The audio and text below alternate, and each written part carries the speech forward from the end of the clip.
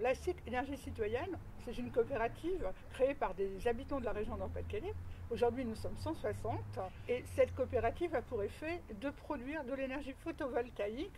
Avec nous se sont associés quelques entreprises, des associations, des cigales et une commune. Je m'appelle Armelle, j'ai 57 ans.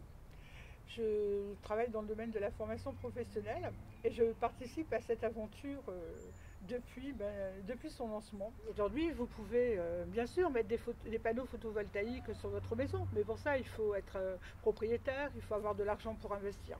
Nous, ce qu'on a voulu par contre, c'est que chacun, quel que soit son âge et sa situation, puisse participer au projet. Alors on a fait le choix, effectivement, une part c'est 100 €, donc c'est relativement peu. Et puis cette part, eh bien, quel que soit le nombre de parts que vous achetez, de toute façon, vous aurez une voix dans la coopérative. Je m'appelle Didier Gaillan, voilà, je suis gestionnaire du lycée Béal de Lens. J'ai été enthousiasmé d'y aller puisque pour une fois, ce que j'avais appelé de mes voeux depuis des années, à savoir une appropriation ou un début d'appropriation au moins de l'énergie par les citoyens, se mettait en place. Donc j'aurais été assez mal à l'aise de ne pas y aller. Donc Michel Carré, j'habite ici, là où vous prenez les photos à Borainville. Moi, je pense que ce qui a été très très motivant et satisfaisant, c'est la réactivité des gens. La majorité des souscripteurs actuellement, c'est quand même un gros réseau sur la région Nord-Pas-de-Calais qui fonctionne bien et qui est sympathique.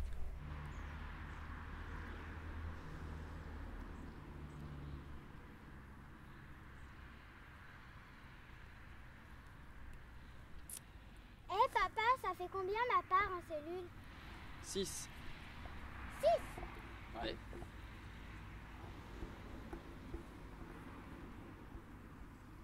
Oui, je suis Jean Lecomte, maire de Borainville.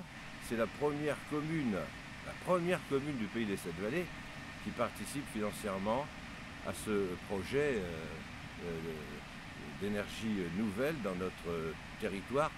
C'est la première, mais j'espère que ce ne sera pas la dernière. Et je souhaite qu'il y en ait beaucoup d'autres qui fassent comme nous. Je suis Mathilde Taffin, j'habite pas très loin de Ruisseauville où je travaille dans l'association À Petits Pas. Pour moi, le but c'était de participer à un projet local sur l'énergie parce que c'est pas le tout d'avoir son fournisseur chez Enercop. C'est bien aussi de savoir d'où l'énergie elle vient et localement c'est encore mieux. Alain Floret, j'habite Quested près d'Aire-sur-la-Lys. Je suis artisan menuisier, charpentier. Dans la SIG, j'ai plutôt mis en avant mes nièces et mes neveux pour adhérer à la SIG directement.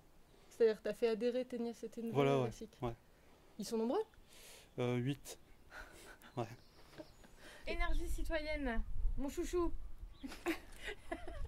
Vert comme l'espoir. Pas facile tous les jours.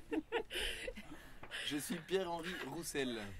Et moi c'est Claire Nutz, voilà. Et on est tous les deux habitants au 42 rue principale à Herny. Et Ambre et Alizé qui sont à côté. J'ai mis mes bottes de pluie. Voilà, Et Alizé a mis ses bottes de pluie. On voit pas mal d'éoliennes individuelles, de panneaux solaires pour des chauffe-eau, pour la production photothermique ou photovoltaïque. Et là, d'avoir un projet plus gros, plus global, ça permet donner une vision plus...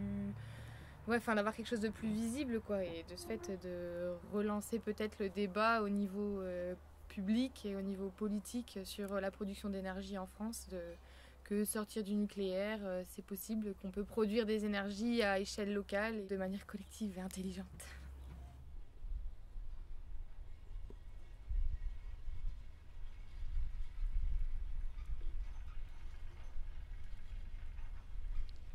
Tu vois cet arbre, il a 100 ans et pourtant c'est l'énergie de demain.